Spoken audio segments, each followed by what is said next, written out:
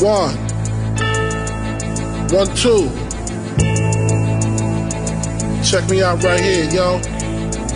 Yo, the sun don't shine forever, but as long as it's here, then we might as well shine together. Better now than never, business before pleasure. P. Diddy and the fam, who you know do it better.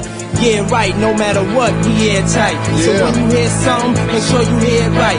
Don't make an ass out of yourself by assuming our music keeps you moving. What are you proving? You know that I'm 2 levels above you, baby. Okay. Welcome, sports fans. Welcome to the Culdesac on the hottest live radio. We have a great show today that we're going to talk about right before we get these games started. I am your host, Jay Irvin.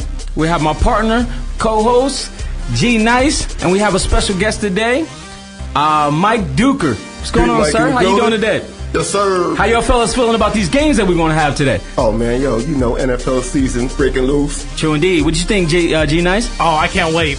You get some beer, some wings, and sit down today and watch some football. True indeed. Put the kids to bed and watch some football. Okay. Before we get started, let's go into what we saw on Thursday night. How do y'all feel about this Denver versus Carolina game? The total score was 20-21. It was a very close game. What do you think, G Nice? I liked it. It was a great opening competitive game. I mean, I wish I could saw that during the Super Bowl. Right. It would have made it a better Super Bowl Sunday for us. Yes, true. But it was nice to see 2 teams battled out. Got to see some new fresh faces come up. Travis Benjamin came back after his injury. Got to see him get some receptions. Got to see Cam play actual Cam ball. So I like the game. What do you think about it?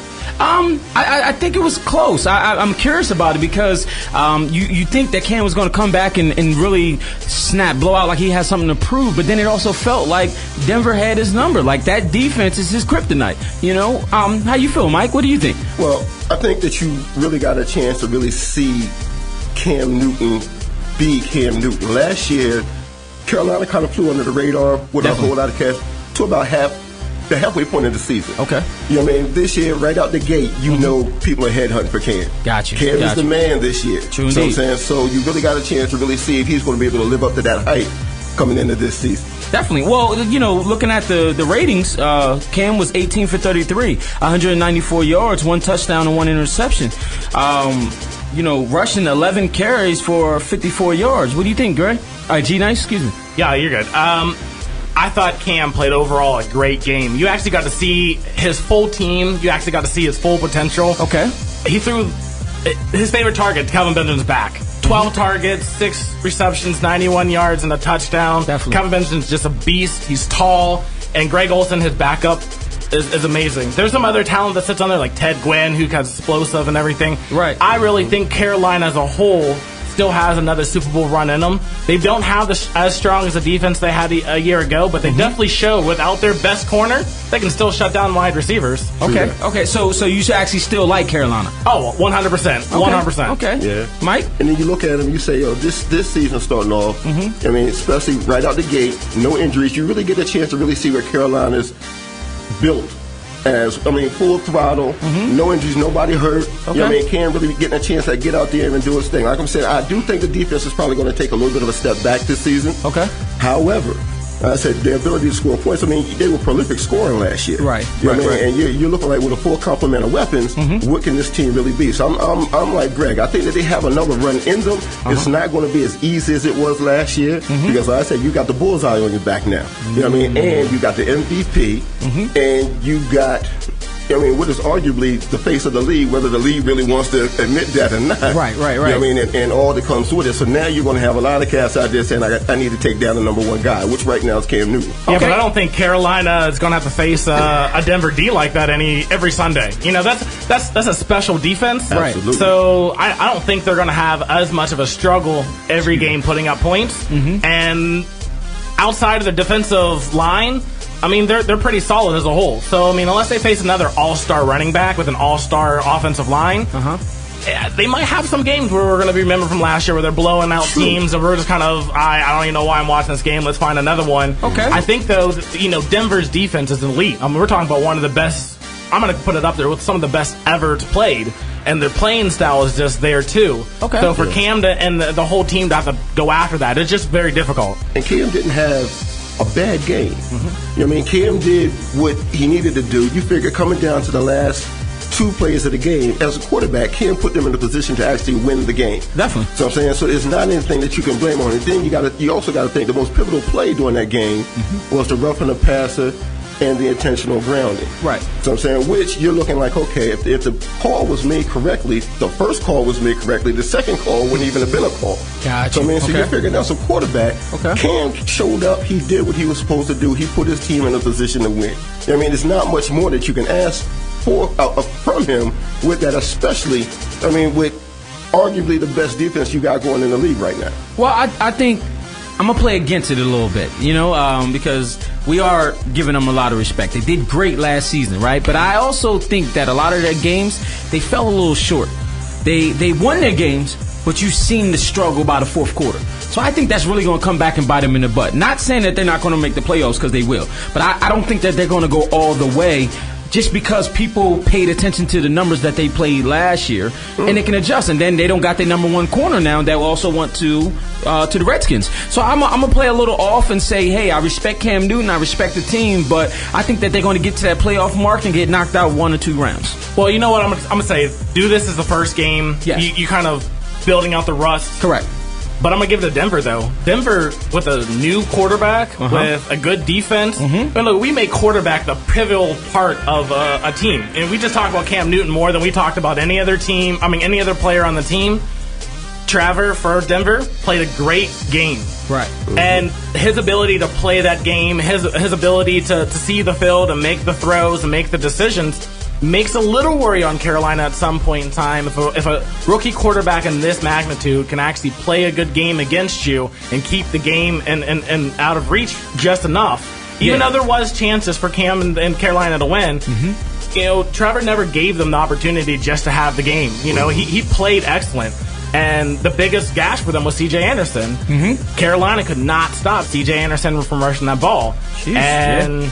If Carolina can't stop runners, I mean, that's just a very scary situation. I'd rather give up some deep balls and play really good defense than let somebody run out the game on me. See, and that's what I think. Like I said, for Carolina, it's going to be pivotal what their defense does.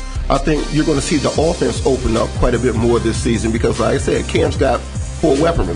You figure, late into the season, last season, he didn't have a full complement of receivers. So he was still asked to do a whole bunch himself. You know what I mean? Like I said, barring there being any injuries, you got, a complimentary running back, you got a good tight end, you got good wide out. You got guys who are actually going to catch the ball, which is going to alleviate a lot of that he went through the tail part of last season. So the tail part of last season, he was pretty well quarterback. You know what I mean? Running back, he would have went out there and caught the ball if he could. I mean, you're really asking him to do a lot. Right. Which this season, I don't think, like I said, barring there being an injury, that you're not going to have to ask him to do so much. But Carolina's thing is going to be predicated on the defense. And you also have to look at, they're playing in the NFC.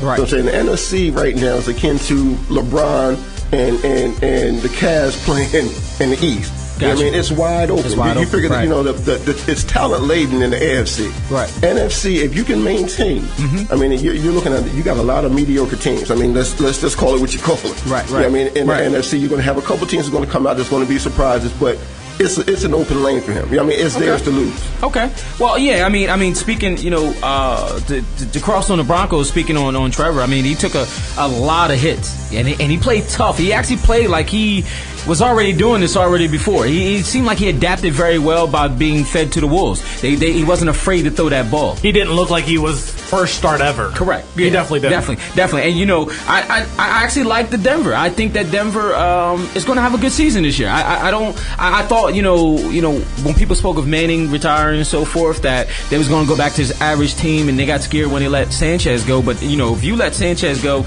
and you go with Trevor, it actually showed that, hey, we got something here. We can actually still have a chance to make the playoffs because the defense is phenomenal.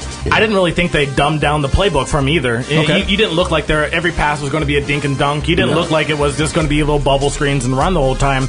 Yeah, the running game did take over the game because it was working. And any good team knows when something's working, you keep going with it. Definitely. But they're still letting him throw the ball down the field. They're still letting him, throw deep balls and opening up the playbook for him. So that just means that Denver has full confidence that he's going to be a good player. And I'll be honest with you, if you didn't know this guy was his first start ever, you would have thought he played in the NFL plenty of times. He looked clean. He looked good. Yeah. And Denver has a system.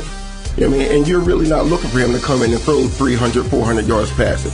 You know what I mean? As long as he comes in, he's accurate. Right. You know what I mean? He doesn't try to do too much. Right. You're figuring for Denver to stay competitive in most games, if they score 21 to 28 points a game, their defense is going to carry them across the finish line. And you're figuring in this first game, now I'm going to reserve judgment on Denver till probably about the third game of the season. Because you figure this is game number 1, Super Bowl champs, the ambiance, you're playing at home, right? Monday Night Football. There's a lot of adrenaline. Everything is pumping in that one game. But now, by the time this settles in, you're really going to see, he's still a rookie. You're still going to see, rookie mistakes, right? And you're really going to get that opportunity to say, okay, now you're going to see how he is as a game manager. You know, not doing too much, but getting that 21 to 28 and letting that defense carry y'all in. Correct. Now, would you say that we'll really figure out who he really is by week 6, week 4, week 6, if he is built for because it was one game, week 4 definitely. Okay, week 4. I mean, NFL week 4 is like 2 months into your regular job. Yes, true. So indeed. week 4 definitely, and they might have to take an L for him to kind of understand what he needs to do as a quarterback. Yes. I mean, he's at a point now that he needs to make mistakes. I mean, unfortunately, NFL, you can't make mistakes. You lose a game, that could actually take you out of playoffs very early. Especially. But as a young wide receiver, he just needs to kind of get an understanding of what he can and cannot do. Okay. I'm sorry, as a quarterback, he needs to do what he cannot do. He gets to build some trust with his wide receivers and stuff like that. Week 4, we'll definitely know what he'll be able to do. Well, I mean, it does look like the receivers was very comfortable with him, getting them the ball or trying to get the ball. I want to see more from Thomas. I expected to see more from Thomas. Every year I want to see more from Thomas. I feel like got a point. No, but I feel like he blew off the top of the stadium for us his first year coming in. Yes. And then every other year, it's just not as good. It doesn't taste the same watching him play. I mean, last year he almost led the league in drop balls. I mean, like seriously, I need you to catch a ball and be this explosive person. They paid you all that money. Right. Put on a show for me. Yeah, and he's going to have to this year. Right. Now, and let me switch this to another area when we're talking about the Denver Broncos outside of just that play. Right. You got to give kudos to, one, the head coach. You also got to give kudos to John Elway. John Elway knows what he's doing up there. True indeed. So I'm saying, you're really thinking about the Denver Broncos over the last couple of seasons. You're talking about a team who won with Tim Tebow at quarterback. You're talking about a team that won with a hamstrung Peyton Manning at quarterback. Right. You know what I mean? Peyton wasn't the Peyton Manning he was in Indianapolis. Right. You know what I mean? But you're looking at their front office knows how to put the pieces together. Right. You know what I mean? And like I said, you're in the AFC. So, 1 or 2 extra losses means a lot in the AFC. Right you know what I mean? Positioning for playoff contention, home games. Right. You know what I mean? So you really got to think from the top to the bottom. I mean, the Denver Broncos are built to last. Yeah. I would say I say the Broncos not going nowhere, but with him being that quarterback, Trevor being that quarterback, it is going to be challenging because if you lose a division game, that can jeopardize your playoff picture. But let me throw this out there to you. By game 3 or 4, if he struggles, is he going to have to start looking over his shoulder? Because they still got another QB waiting in the wings. See, I don't think they should do that. I mean, you know what? NFL's anything's possible. Of course, that opportunity is definitely to look over your shoulder. I mean, your job could be gone in the next couple hours. But I hope they wouldn't, because the boy shows great potential. He has great arm. He has great skill. Yeah. He's going to falter at some point in time because he hasn't played in NFL. And everything is so much faster and different that he needs time to adjust. And the only reason that I say that is because they have a window of being competitive. You know what I mean? So you got to think 2-3 years with that defense. So like I said again, every opportunity really means something. You know what I mean? You're in the competitive side of the NFL. Any losses really do mean something as far as your playoff life and opportunity. Do they start to look at that if he struggles 3 or 4? I think we put trust in John Elway. I think if he said that he's a good quarterback and that he believes in him, then we trust John Elway to leave him on the field and let him produce however he can produce. Going to be interesting to watch. Okay. Well, yeah, we got real heated there, that was a victory lap right there, and with that said, we're gonna turn up the little hip hop real quick. We're gonna go into Diddy from the No Way Out with Notorious Big, Victory. You're now listening to the Culdesac on the Hottest Live Radio, in and out. You're listening to the Hottest Live Radio.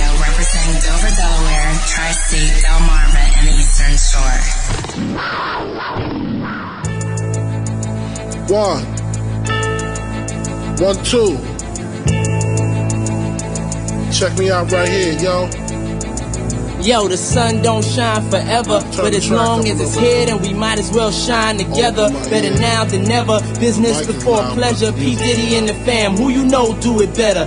Yeah, right, no matter what, we airtight. So when you hear something, make sure you hear it right. Don't make an ass out of yourself by assuming our music keeps you moving. What are you proving? You know that I'm 2 levels above you, baby. Hug me, baby, I'ma make you love me, baby. Talking crazy ain't gonna get you nothing but choke. And that jealousy is only gonna leave you broke. So the only thing left now is God for these cats. And pay for you too hard for these cats. I'ma win cause I'm too smart for these cats. While they making up facts, you waking up plaques. In the commission, you ask for permission to hit him. He don't like me, hit him while wifey was with him. You heard of us, the murderers, most shady. Been on the low lately, the feds hate me. The sun is they say my killing's too blatant. You hesitating, I'm in your mama crib waiting. Duct taping, your fam, destiny lays in my hands. Gat lays in my waist. Francis, M to the is H phenomenal. Gun rest under your vest, by the abdominal. Rhyme a few bars so I can buy a few cars. Then I kick a few flows so I can pimp a few tours. Excellence is my presence. Never tense, never hesitate. In the week a bit, real quick, real sick. Raw nights, I perform like Mike. Sports fans, you're tuned back into the Culdesac on Hottest Live Radio. Again, I'm your guy, Jay Irvin. We also have G Nice and Mike Duker here. Just call me Big Mike and let it roll. Big Mike. That? Big Mike. He's feeling motivated right now. Indeed. Big Mike, If you're okay. going to do it, you might as well do it big. Okay, Big Mike. So, we're going to start off with you, Big Mike. Being as though you want to be called Big Mike, we're going to see if you're about your word. Pause. Always. Okay? So, now let's talk about these starting quarterbacks. You know, we spoke on Trevor. Let's speak on Trevor right now with the Denver Broncos. How do you feel about him? Like I said, Trevor Simeon, he doesn't have to do a lot. Okay. I mean, he has the benefit of having, like I said, that's probably the best defense in the league right now. Okay. I mean, what he really has to do is stay within himself. Okay. You're looking at the performance for him is probably 15 to 20 passes a game. You know what I mean? He's not really going to have to go downfield a lot. If he keeps his receivers in the slot, does what he's supposed to do, stays accurate with it. You know what I mean? Doesn't get flustered. Right. Oh, Denver's in there. It's not going to change. That system for them is not going to change. So you're going to call Travis Sermon Alex Smith then? He has an Alex Smith role? Oh. He's Alex Smith-like. Yes. Okay, so you're calling him basic. That's what you're calling him. Yeah, but for Denver, that's all you have to be. Okay. I mean, because like I said, you got to think. The last time that you've had a quarterback playing for the Denver Broncos who put up numbers was really John Elway. Oh, wow. Well, Manning, when he first got there, he put up extreme numbers. Manning put up good numbers. You know what I mean? But, you know, we had that question about Manning those first couple of seasons when he got to Denver. The defense and the offense weren't, pretty well aligned at that point. You know what I mean? So you were asking Peyton to do a lot. Plus, you got to figure this, too. Peyton threw a lot of picks. Peyton did throw a lot of picks, but he threw a lot of touchdowns. Was the first game he came as a Denver Bronco? It was like 5 touchdowns, 300 some odd yards. Stats. Yep. They didn't have the defense that in the first couple seasons they have now. True. And when Peyton fell off, that defense was able to come in and do what it is. I will give you the benefit that they're no longer in Peyton's style offense. No. So they're not running a Peyton, Coach Peyton running the offense from them. They're actually in a coach's offense. Absolutely. But like I said, you got to look at Peyton Manning's history. When Peyton Manning has won as a quarterback, period. You know what's carried Peyton Manning? What's that? They've had good D. Okay. You know what I mean? You got to think, when Peyton was in Indianapolis, Peyton threw up all kinds of MVP type numbers.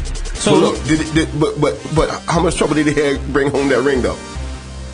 A lot, but because the one thing Peyton's always missed, and every team he's ever been on, is a good running back. Absolutely. And a good offensive line. So a lot of what Peyton has to do is a quick dig and dunk, there's little quick slants, whatever it is to back off the defense. Because he's never had a 1,000-yard rushing running back. And now let's say this. Peyton had games, that was 45, 47. You know what I mean? Now, if you're losing a 45 to 47 game, what that tells me is your defense sucks. And that's why we call Peyton Manning and Tom Brady they're defensive offensive mind, meaning as they're going to hold that ball for as long as they can, and they're going to kill that clock, preventing your offense from coming on there. So we're just going to keep dinking and dunking and keeping and dinking and dunking. See, and I agree with that. And I said, rounding that back out, that's going to be the difference here. Yep. You know what I mean? He's not going to be asked to do anything that an elite quarterback is going to have to do. Okay. Like I said, stay accurate, stay within yourself, and I think that the coaching staff is going to allow him to make some rookie mistakes, and I think the defense is going to save him in some certain instances because they can. So I said, I look at Denver to be there. You know what I mean, at the end of the season, definitely a playoff team. Okay, so you do. So the question is, do you think that he's going to help the team or hurt the team? In your opinion, can't hurt him. Okay, G Nice. Help the team or hurt the team? Oh, he'd definitely help the team. Okay. His confidence right there, just as being a rookie, a new quarterback, it definitely is going to help the team no matter what. Okay, so G Nice. We started with Big Mike. Let's start with you. What do you think about Jimmy Garoppolo?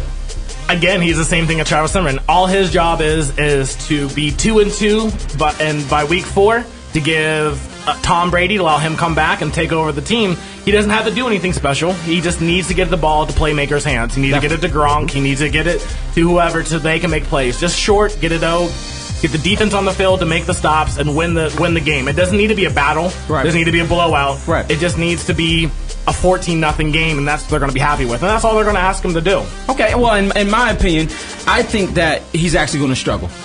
He got 4 weeks to make it happen. He's dealing with a lot of pressure. That offense is so built around Tom Brady. I think that they're going to struggle a little bit on trying to adapt to him. See, I don't think the offense is built on Tom Brady. I think that offense is built for the Patriots. Like it's a formative thing that they can take that offense and go put it on any other team. Right. Kind of like you build a store. You build a practice store and you model it all around. Right. Jimmy Garoppolo can succeed in that offense. And I think a lot of quarterbacks have succeeded in that offense. Okay. And I don't think there is any pressure because if he loses 4 games, Tom Brady's back to save the day. He puts his cape on, he kicks butt, and it's all there for the team. Yeah. But I want to believe you on that, but I also think that he's going to struggle because how can we say it's built for every team when we never seen nobody else play on that team but Tom Brady since Tom Brady been in? Well, think about when Tom Brady got hurt. You got Matt Castle that came in, and that's the best he's ever played.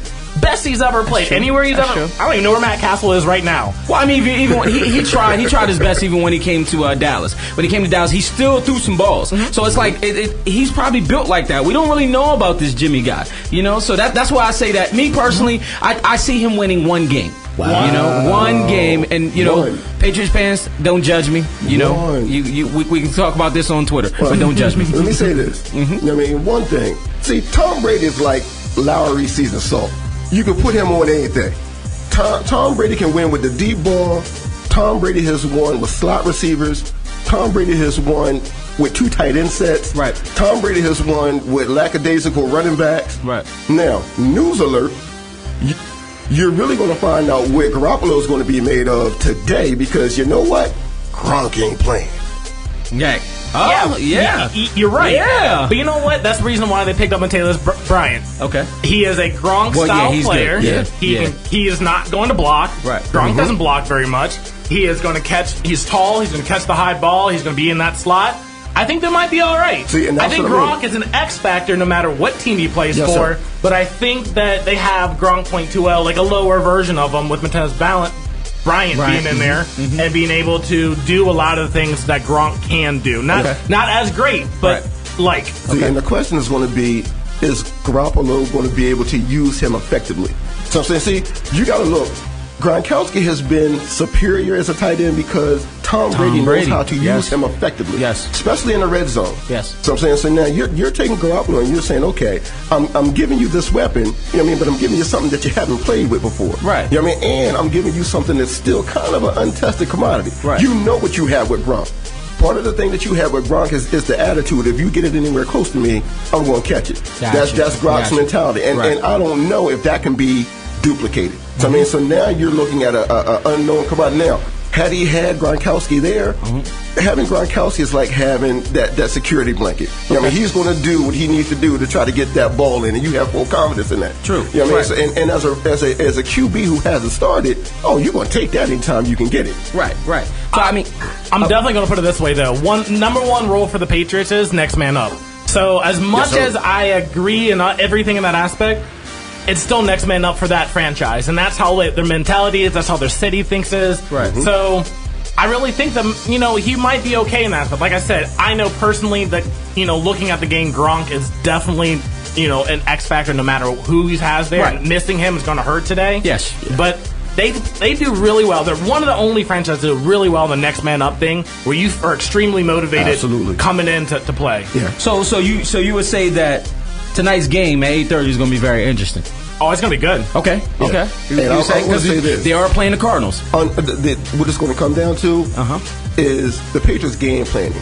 And you got to figure, you got the best game planning coach on that sideline. So I'm saying, so you got to figure, once again, it's going to be the Patriot way. And that's what they call it. Okay. You know what I mean? So that makes sense. if they can do that, I mean, they'll have a chance to win the game. But like I said, it's an X factor. Right, right. Yeah, I like that. I mean, that total makes sense. I mean, it will, because of the coach can turn the whole team around, because he makes the team. He's done more with less. Right. Let's go to Texans. How do you feel about Brock? Cut me the check. I'm comfortable, Brock. I think Brock's coming in the gun. I think he went to throw. He went to a team with wide receivers that just want to go get the ball. Right. So he definitely going to throw. They also picked up a good running back, Lamar Miller. So he kind of has a balanced team. But I think they're going to allow him to go. I mean, if you look at the Texans last year with the quarterback situation they had, they allowed each quarterback to come in and just play ball. Yes. Come in, play ball, Yeah. be you, let's do what you got to do. Yep. I think Brock's going to fill at home. Right. He's going to go ahead and throw him up there. I think his wide receivers are good. DeAndre Hopkins is one of the best in the league. Yes. But he Great still has hands. some new other wide receivers. So it might be a little slow walk into the league. I think once they kind of get established, because just like Denver, they have a great defense behind them. Yes. Yep. It's going to take a little walkthrough to get the offense going. Yeah, I honestly think that Brock is going to be comfortable. The one thing, like you said, that I also respect about the Texans is they do let their quarterback. You're going to make or break yourself. We're going to put you out there. You say you want to do it. They don't want it to fall back on them, so they're going to let you prove yourself at the end of the day. So I actually like them, and I actually think that it's really going to come down to them and the coach to win their division. And me personally, if I had to bet on them right now, I would say that they will be the ones that will beat the Colts out of their that's division. Big. Yeah, what do you That's think, Big Mike? Look, come to the end of the season, we're going to have to play this back. Oh yeah, definitely. That's where my bet's going. Nah, I think the biggest thing with Osweiler, he's got a chip. Right. You know what I mean? Leaving out of Denver the way that happened, he's definitely got a chip on his shoulder. Right. And being a young, strong quarterback, Right. I'm agree with Greg. He's going to come out slinging. Okay. You know what I mean? Okay. And he's got a complement of great wide receivers. Okay. You know what I mean? I'm thinking he's going to come out in the mode of almost like a Brett Favre light. You know what I mean? He underrated mobility, because you see that he moved around quite a bit in Denver. You know what I mean? Out of the fact that he had to. So when you're looking at a young agile quarterback with a big arm. Like I said, you got receivers who will go out and go get it. Okay. But the biggest thing is going to be, I think Osweiler is going to be playing with that chip on his shoulder, because he knows every Sunday night that the commentators they're going to come to the locker and they're going to say, well, this is your team now. Right. You know what I mean? They paid you this money. They paid you to come in here and come get the job done. Right. He can't hide. You know what I mean? He could hide a little bit in Denver last year because it wasn't expected for him to do the great thing. Oh, you know what I mean? They're almost expecting him to do the great thing in Texas. I definitely think when he loses, they're going to question, did you really want to leave Denver? Because look at Denver. You had this great team set up for you, and now you left to be here. Yeah. Did you make the right decision? Yeah. And I think because of that chip on the shoulder, he's going to ball. He's going to do everything he can. And I think he has kind of that, and just still on the, I guess former Green Bay quarterback, I think he has like that Aaron Rodgers type mentality. You see, Aaron Rodgers is a super vocal, but Aaron Rodgers will say, let me go ahead and go show you next week. And I think if Osweiler has that type of mentality, he'll do well in Texas. Now, if he starts to get scrutinized and he starts to falter there, and I think with him, it's not going to be so much what he does just on the field from week to week. It's the fact that he's going to be the face of their franchise, whether you like it or not. I mean, you're saying J.J. Watt, but you're talking about wins and losses at the quarterback position. Right. He's going to be the face of their franchise. He's going to be the person they're going to come to and say, why'd you win or why'd you lose? Okay. So all right. So let's talk about slinging, man. So we're talking about a lot of guys with singing. What do y'all think about RG3? This Browns thing. He looked good during the preseason. What do you think that he's going to do come Monday night? You know what? I'm going to say he's going to help his team. Okay. I'm actually going to say that he's going to be the comeback player of the year. He has a lot of upside for a franchise that just has a lot of downside in it. Josh Gordon's going to be coming back. He has a good wide receiver staff. Great young running backs. Yep. I think that if they can just put a scheme behind him, he'll be the Compact Player of the Year. Wow. Well, I think as long as he's not getting so pressured, if that line can actually get him, I think that he'd actually do good. Mike? Well, the biggest thing that RG3 is going to do is not be Johnny Manziel. You know what I mean? So that right there is changing the tempo of that franchise. I don't know if it's going to translate over for them in wins and losses. I don't think that you're looking at a playoff team by any stretch. Right. But I think the culture with the Browns is changing. And I think he's going to be a big part of that culture changing. Okay. You know what I mean? And they're going to be competitive in some games because of his athleticism and the fact that they got Gordon back. Okay, so I definitely would say, though, yeah, playoffs is going to be hard. They're in and it's my division, but one of the hardest divisions to come out of. But I think that they'll probably be 500, and seeing the stats around him will definitely, make the Browns relevant I again. agree. They'll be respectable. Yeah. What do you think about, I call him Mr. Waterboy, what do you think about Sam Bradford? He done left the Eagles because he wasn't comfortable in the first place. He left the Eagles, now he's going to an offense that I don't think he's going to gel well. So I think they're actually going to struggle, and they're going to be responsible for running the ball at all times. Yeah, I said it. Minnesota Vikings, you're going to look bad this year because you got Waterboy on your team. Excuse me, Greg. G. Knights, how you feel? I think he's going to hurt his team. I think it's just too quick of a transition for him to go from one team to another, learn their offense. Yes. I think they're so stuck on, their other quarterback going down. I don't know if their mindset's wrapped around it. It's just kind of... I think this is going to be a long season for them. Every time they turn around, something happens. They're going to be like, well, if we had Teddy Bridgewater, if Teddy Bridgewater didn't get hurt, Sam Bradford is just not... And he's in another situation that it's just going to hurt him. He's just around for the check. Well, answer me this. When has he been great? College. Exactly. He's around for the check. As far as a professional, when has he been great? He's been around for the check. You hear the silence? Yeah. You know what I mean? Now, the other thing is going to be this, too. Let's say that he's brittle. Right. He normally doesn't last a season anyway. Yeah, that's true. So, I can't say, come on, man, but I'm going to say, oh, man. We might have to use that. Oh, man. Every week, that's coming. Because I'm trying to tell you, if you were a Minnesota fan and you heard that they got him, the day that you heard that they got him, what did you say? Either you said it to yourself or you said it under your breath. Oh, man. Yeah, that's true, man. So, okay, we're going to take a little break because we feel as though that we want to keep this going. We're feeling great about it. G. Nice, I know you're feeling great. Big Mike, I know you're feeling great. Thank you for tuning in to Culdesac, the hottest live radio, in and out. You're listening to the hottest live radio representing Dover, Delaware, Tri-State, Delmarva, and the Eastern Shore. La, la, wait till I get my money right. I had a dream I could buy my way to heaven. When I awoke, I spent that on a necklace. I told God I'll be back in a second. Man, it's so hard not to act reckless. To whom much is given, much is tested. Get arrested, guess until he get the message. I feel the pressure, under more scrutiny. And what I do, act more stupidly. Bought more jewelry, more Louis V. My mama couldn't get through to me. The drama, people suing me. I'm on TV talking like it's just you and me. I'm just saying how I feel, man. I ain't one of the Cosbys, I ain't go to Hill, man. I guess the money should've changed them. I guess I should've forgot where I came from. Wait till I get my money right. Then you can't tell me nothing, right? Excuse me, was you saying something? You can't tell me nothing. You can't tell me nothing. You can't tell me nothing. Let up the suicide doors. This is my life, homie, you decide yours. I know that Jesus died for us. Welcome back, sports fans. You're tuned into the Culdesac on the hottest live radio. I'm your host, Jay Irvin.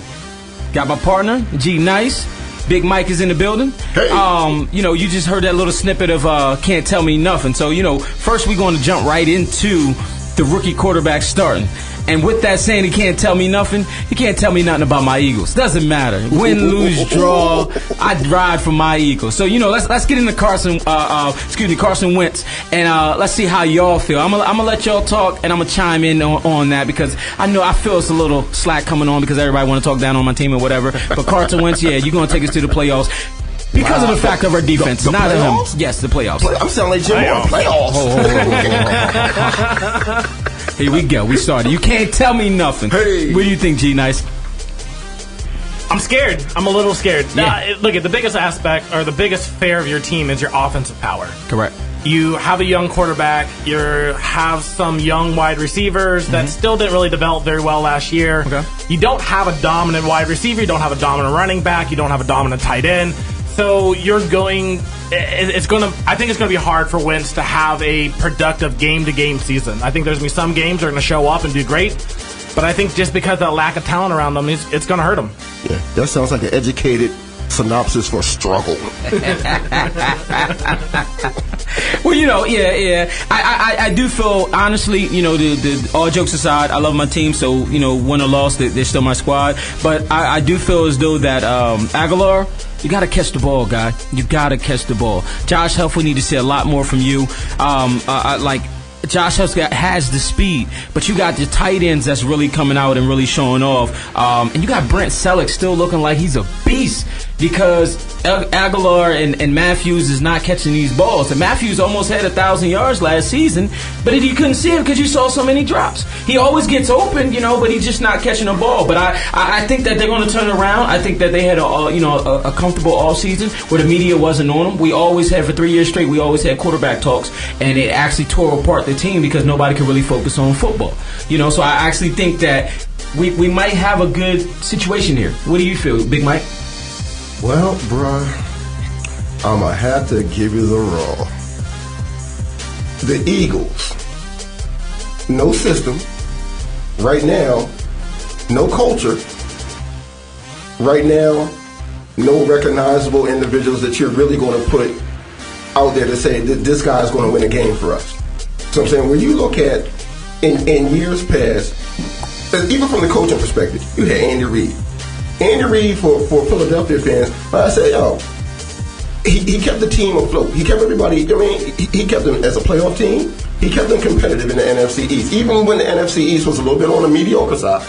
So I'm saying, so now, you're looking at, as far as what they're offering this year, what is it, besides the big question mark? Now, the one thing that I will say, I think they took a poll of a lot of the Eagle fans in Philadelphia, I think at the beginning of the preseason. And even the Philadelphia fans said that the Eagles would be lucky to win 5 games this year. Whoa. Yes, sir. I'm sorry, getting finished. I'm sorry. Now, this is the thing. The Eagles may do all right, but the reason that the Eagles may do all right is not because of the team chemistry or because of what they have, but it's going to be because the NFC East, once again, is going to be in turmoil this year. So I'm saying, I think when it comes down to it, Dallas has a shot to win the division this year. Hold on. And watch this. The reason that I'm going to say that is they've got 2 things that the Eagles don't have. You're looking at, they got Ezekiel Elliott back there running that rock this year. Second thing is they got an all-pro wide receiver, all-pro tight end. That's actually 3 things that the Eagles don't have. Now, Giants still maybe be unknown commodity. They spend a lot of money during the offseason. Once again, coaching. They have Tom Coughlin. Tom Coughlin was the face of their franchise. So I'm saying, so they're going to be kind of an unknown till probably game 2, 3, or 4 of the season. I would say game 4. You'll find out what you have with the Giants. The Eagles, however, like I said, you got to name something that you're going to be able to pull up from them. I got you right here. The thing that's gonna make us better, even when we play them, you'll see that we're actually going to beat them both times that we play them. Is because our defense is going to shut Elliott down. You know what I mean? You can think about however you want. Yes, listen. You can say whatever you want about them. Yes, they have a line, but once you come past the line, that shuts the line down when you have a big guy by the name of Fletcher Cox. When you have Benny Logan. You know, when you got these guys that's actually like Barwin, that's actually going to really shut these people down. Okay. We're actually going to put the play in and actually put them to a halt because they still are dealing with a rookie quarterback. But what's the score going to be? See, that's what I'm saying. Your defense may be good, but is your offense going to score points? Now, the one thing that you'll say with Dallas, Dallas is going to be like the Bizarro World Eagles this year. See, Dallas's problems are the exact opposite of what the Eagles' problems are going to be. Right. See, Dallas has great offense, probably the best offensive line in the league. Their defense sucks. So I'm saying, That's true. You're going to look. Dallas's premium is going to be to score points. Right. See, the Eagles, however, no matter how good the defense is going to be, where the points going to come from? Oh, but also remember, we're going to respond to it. As long as our offense put up 14 to 17 points, the defense is going to catch. We always do it. We always going to get at least 1 to 3 interceptions. But the problem comes in: who's going to put up those 14 or 17 points? Are you going to put Darren Sproles back there, and he's going to have this breakout year for you guys? Who is going to give you that 14 points? And you don't have anybody that's a guarantee touchdown throw. And I think that's where he was going with that, is that you can throw the ball up and some other teams, and you know that he's going to go get it. Right. But who do you guys know that's going to go give you those points? Who's going to hustle? Who's going to give you that at least 7 or 10 points to give you guys push the lead? Well, I do think, like I said, I mean, as a guy of Jordan Matthews that actually missed a lot of balls, but you still almost averaged 1,000 yards. I think that you can only get better. So I really think that he's actually going to really step up and prove that he belongs on this team. I think Aguilar, he has the speed, so I think it's there. But we have a couple second string guys that can come in and actually there. Let's not forget, Ryan Matthews did a great time running the ball last season. When Bradford kept messing up, he was running the ball. Sproles was coming in off the bench and really making the situation happen. So this is why I feel that we might have this competition. I think it's going to be us versus the Redskins or the Giants, not the Dallas Cowboys. I think they're going to be last. And I would be in agreement with that if Wentz wasn't your quarterback. So I'm saying, if you had maybe a QB, a veteran QB, I may be more inclined to agree with that, because you're thinking this too. They're going to also have a lot of 3 and outs. So I'm saying, and their 3 and outs are going to force the defense, no matter how great that defense is going to be, to occupy a lot of time in a lot of games. And of course, we know in the NFL, no matter how great the D is, come that fourth quarter, when everybody's blowing gas and doing the rest in a tight game, which the Eagles don't have the weaponry to put up blowouts. Right. In tight games, it's going to be the 1 or 2 plays with a defense that's gassing that may end up putting you on in the L column. And I agree to that aspect. But you know what? I'm going to tell you, Dallas, the other thing that they have over top of the Eagles is Prescott. Prescott's overall raw talent coming out of him allows him to do a lot more in an offense than any other rookie coming into an offense. Yeah. Due to the fact that he threw for 5 touchdowns, rushed for 2, and had no interceptions in the preseason. Right. He almost looks like he can take away Tony Romo's position, like if he plays good. Right. I mean, he was outstanding, and in a stadium where Showtime being this highlight factor is part of the team. True. It's going to help him. Where in Philadelphia, 1 loss, and Wentz is getting emails saying like, we don't want you anymore. So I mean, like, I think the environment helps like Dallas for Prescott in his situation, right, where it could hurt Wentz in his situation, because the Eagles fans are just very tough on their players. Yeah. And you got to look at Dak Prescott has already had the light shown on him in the preseason, and he hasn't wilted. So I'm saying, so now you're saying for him, once again, he doesn't have to be an all-pro season 1, because you got to think, Dallas, once again, culture and what they've done historically to win games. If you think about what Dallas QBs are asked to do, they're not asked to really put up 400-yard games. The guy who does that is Tony Romo. And that's why they were mediocre 8-8s and all the rest. Because if you look at when they had a Troy Aikman, Troy Aikman didn't go for 400 or 500 yards unless they really had to have him do that. Right. Well, they also had an all-star. They had a Hall of Fame running back sitting behind them. And that's what I was going to say. You're looking at the opportunity for them to have a running back who's going to control the tempo of the game, who's going to allow that quarterback to not have to do anything of superstar status. Now, when it comes to the fact that he's going to have to throw the deep ball, you got Des Bryant out there catching the deep ball. Now, Des will miss some of the routine catches, but Des will make a great catch. And I think for Dak Prescott, he's going to need Dez to make those great catches. And let's we not forget, you also got Jason Witten sitting out there, one of the best, blankets that you're going to have for a quarterback, and the biggest offensive line. But I think in Dallas, being a Showtime player is what their franchise about. True. Everything about Dallas is about being a Showtime highlight reel style player, and that's what they thrive on. So the fact that it allows Prescott to throw those deep balls, to play crazy, to run around on the field, to throw however he kind of wants to, I think is encouraged for him to do so. And if it doesn't happen, they don't care. They're going to want to keep pushing it, because otherwise Tony Romo would have been gone a long time ago if they really cared about all the interceptions and all the late game flops and all the mess ups. They like that highlight. They want people to watch their team regardless if they're winning or losing, because they're hoping that highlights are going to come out of it. So that's what I said. Prescott's not going to have an issue playing, because if he fails, it's not a big deal. Long enough he failed in flames and fashion, it's cool. But for Wentz, if he fails in flames and fashion, Philadelphia's going to be like, I don't really know. Maybe we might need a new quarterback. We need to go trade. We might need to do better in the draft. There's going to be a lot more pressure on him with less of a team. Well, let me ask Jay this. As far as rookie QBs are concerned, what other rookie QB would you think is more set up for success than Dak Prescott?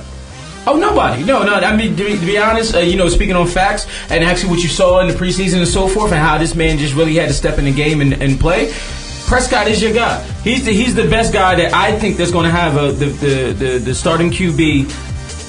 All eyes on him. We don't know what the outcome going to be, but we saying all eyes on him. But let me ask y'all something. Because though we do have these games at 1 o'clock. What do you feel? Do you think that they're going to run through the Giants today? I think the game for Dallas and Giants today is definitely going to be just a gun battle. Okay. It's going to be an all-out. Let's see who can throw to who. Okay. Giants have new wide receivers, got Victor Cruz back. So it's going to be, let's see who can not make as many turnovers. I mean, there might be 2 interceptions from both quarterbacks, but it might be 4 touchdown throws from each quarterback. Because this game does mean something, because it's a division game. Yes, but this is, for the Dallas Cowboys, Ezekiel Elliott is the factor for them. Sure. If Ezekiel Elliott can rush and be a Hall of Fame type running back for them early, they're set up for good. They're great in that aspect. If not, they're back in that rotation again of new running backs again. They still have Alvis Moore sitting behind him, and then they still have Murray sitting behind him, or they have a bunch of people behind them. But McFadden, you're right. I'm sorry. They have a bunch of people behind them, but they need a Hall of Fame running back there to kind of balance their team out. And I think out of this game, I think that if one of the main factors of the Cowboys beating the Giants today is just going to be off the run game. I really think if Prescott is actually struggling, they're going to run that ball, and when you have Alfred Morris back there and you have Elliott, they're going to do them, because the Giants is okay on defense. They're not this elite defense guy. I don't understand why they didn't make adjustments. So this is going to be a primary factor, because it's going to decide on their season with this game right here. Now y'all, you're basically saying that we're going to be average. My Eagles going to be average. We're playing against also the Browns today. So I think that my defense is going to pick off RG3 at least 2 times. That's the reason why I say that Wentz might he might slide through this game a little bit, because it's going to be more of a defense game controlling the situation. RG3 historically is a fumble and interception quarterback per game. Correct. It's just kind of what he is. Correct.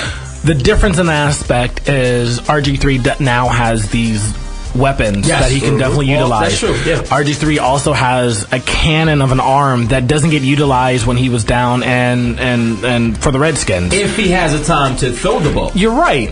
You're right. But you know what?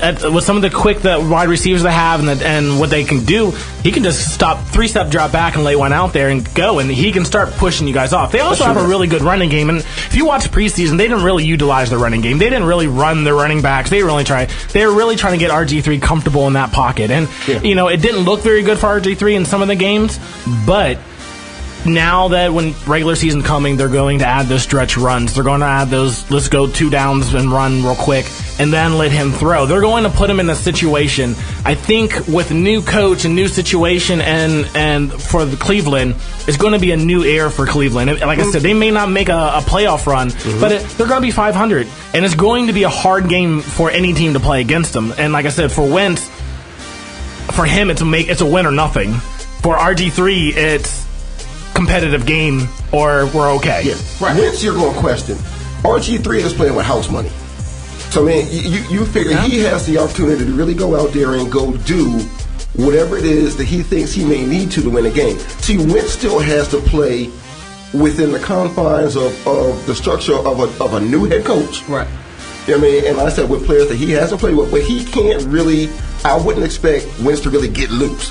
I may expect RG3 to get loose 2 or 3 times in a game. He's going to run. You figure like Greg said, he's got the cannon arm. Right. You know what I mean? So he's going to get some balls out of there. And like I said, he's essentially playing with house money. If he has, if he throws 2 or 3 picks, he's still not going to pull it. You know what I mean? He's still going to finish out the game. And like I said, as a quarterback, you know what I mean, to be able to have, not have to worry about anybody breathing down your neck. It's not freedom. It's not freedom. Yeah, you're going to go out and do the things that you know to your full capabilities that you can. And if that translates into a win, people are going to love it. Well, yeah, I mean, I think that what we all spoke on is good. It's going to be a great game today to really understand what's going on with the Cowboys and Prescott and the Eagles with Wentz. So we have something that we can pick up on next week to see if who's right and who's wrong, because I really say that we're going to want to know. So, with that being said, we're going to go ahead and take another break. Thank y'all for tuning in to the Culdesac on the Hottest Live Radio. In and out.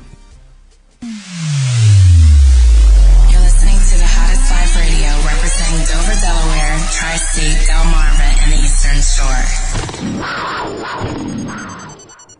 Escobar season has returned. It's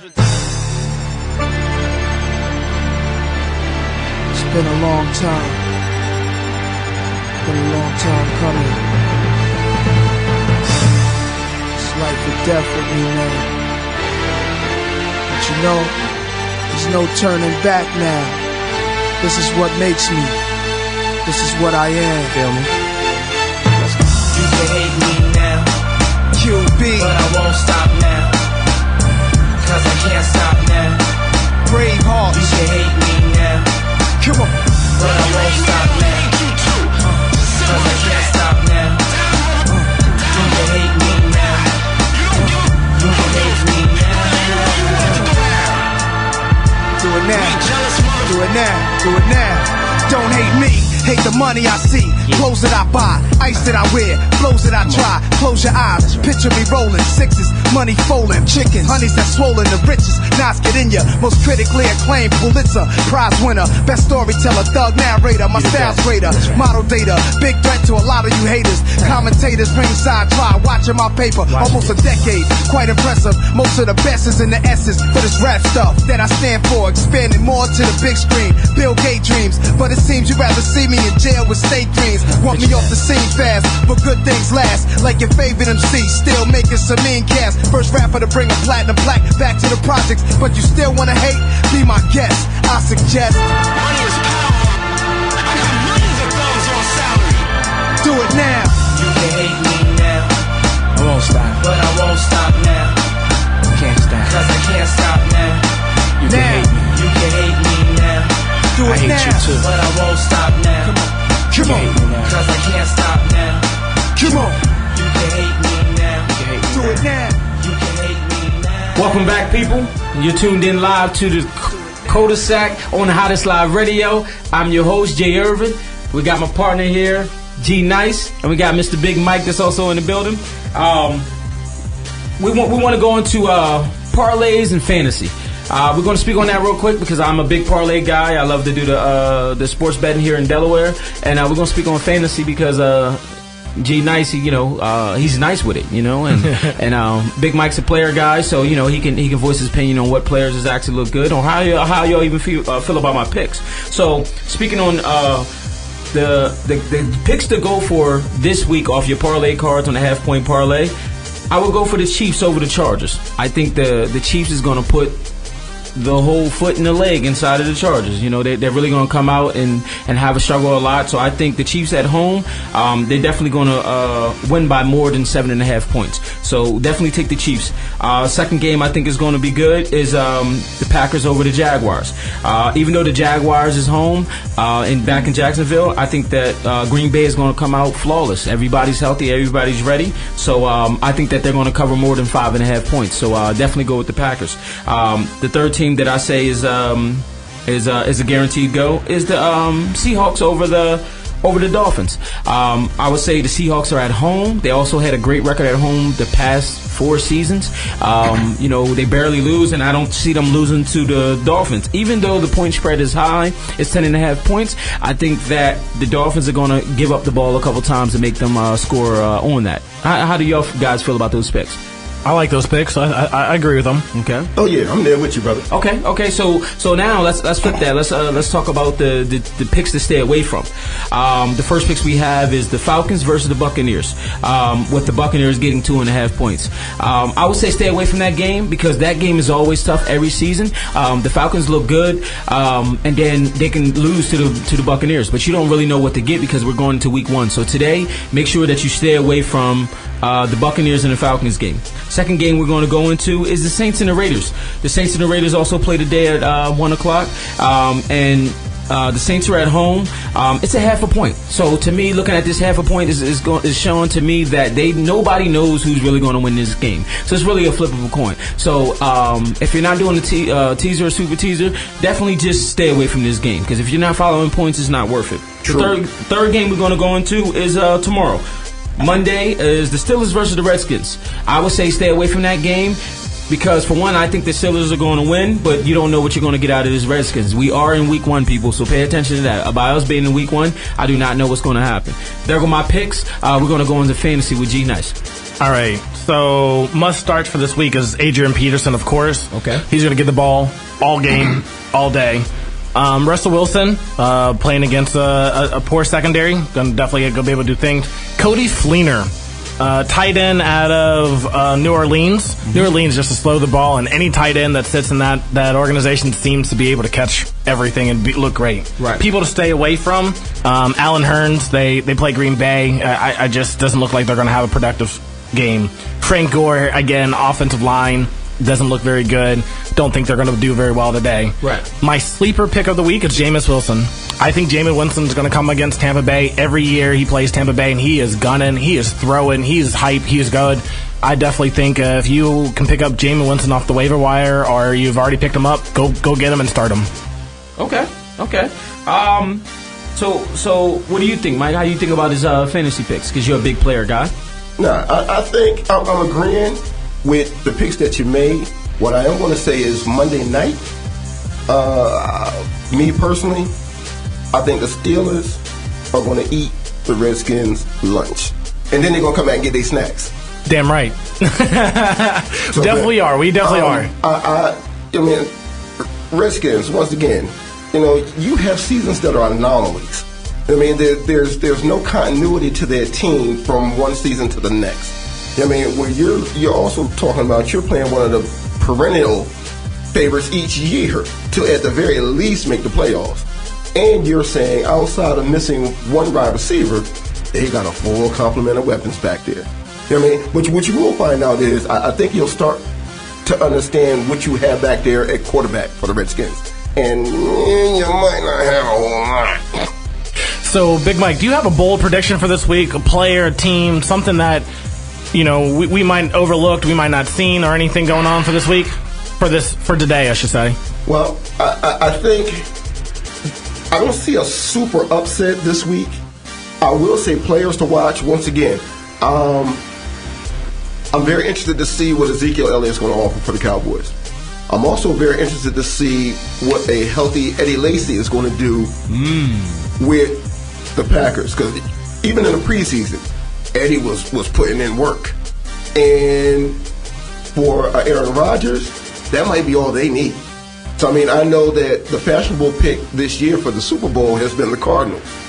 However, I mean, you're looking at coming down to, when games really matter, you're really going to start to lean on guys who have been there before, guys that had the pedigree for it.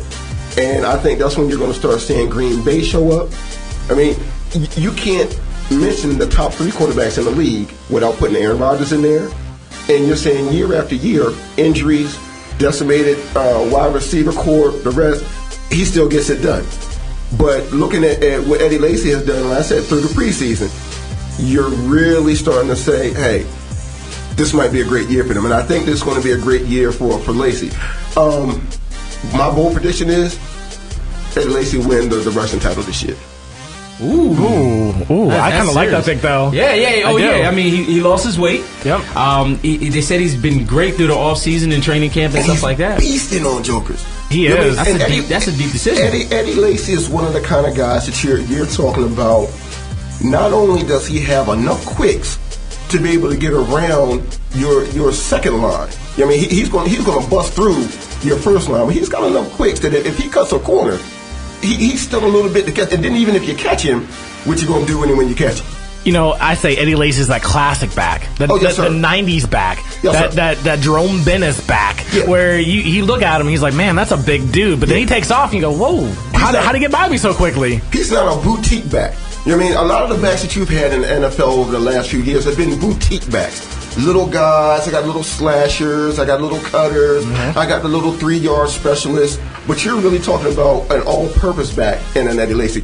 Plus, like, let me add this, underrated hands. Yes. You know what I mean? Eddie Lacy can catch the ball out in the flat and still get it done. Well, he also has a great backup with James Stark. I mean, James Stark can put the works on you as well. Yes, so, I mean, due to the fact that Eddie Lacy can come pound to pound 3 downs at you, Eddie Lacy get a little tired, you put two downs of James Stark, Eddie Lacy's right back in the game, pound right again on you. And then plus you're playing in Lambeau. You know what I mean? Late in the season, when you're really talking about, we really want to put it on you. We want to put our boot on your neck. Yep. Oh, who are you going to get that rock to? Oh, Eddie Lacy all day. There it is. I'll tell you, my bold prediction for this week specifically is going to be Jameis Winston. I'm thinking he's going to do 4 touchdowns, about 300 yards. Yeah, I was today. thinking the same thing. I think he's going to have a Florida State game today. I definitely feel that way. But you know what? My bold prediction is that Carson Palmer is going to be the quarterback of the season. I think that he is definitely going to be the number 1 quarterback in the league by the end of the year. Number one. Oh, wow. I mean, he's good. He will have a good season. I don't know about number 1 just yet. That's the reason why he's my bold prediction. Well, yeah, that's sure. I mean, I think that, A-Rod was a little slept on, so I think that he's going to be good. I like that the Aaron Rodgers and Jordy Nelson combo that's actually back. So that's actually going to look good. We spoke about this, previously about it, and I actually really like it. It's still got my looks out there to see what's up. I think the Cardinals are going to be good. That's my bold prediction too. My bold prediction that the Cardinals team's going to have to get through the Cardinals in order to get there. And like I said, they're saying they're Super Bowl bound this year. I mean, if you're looking at what the prognosticators at the beginning of the season have said, people are pegging them for the bowl. Well, they have that niche, almost that Denver niche on defense, where you have these bunch of X factors that are willing to do a lot of things for you on defense that a typical defense does not have. You have players that can jump, leap, run, make tackles. Instincts are just there. So that's the reason why I think... And their offense is nice. I mean, they have, Johnson as a running back, that Carson Palmer throwing there. You have Fitzgerald's coming back. You have Josh Brown coming. You can name a full team out of them. I mean, it's almost like an all-star team sitting on there. If they put it together this year. Well, and let's be truthful. Nationally, people sleep on the Cardinals. It's a bad market or something. I don't know what it is. Where they play, the time of night they play, and they're playing on the West Coast. People sleep on the Cardinals. Plus, perennially, the Cardinals have been middle of the road as a franchise. These last few years, it started off, they're predicated by a great defense. Then the offense came along. I mean, now they're one of the most balanced teams that you have in the league on both sides of the ball.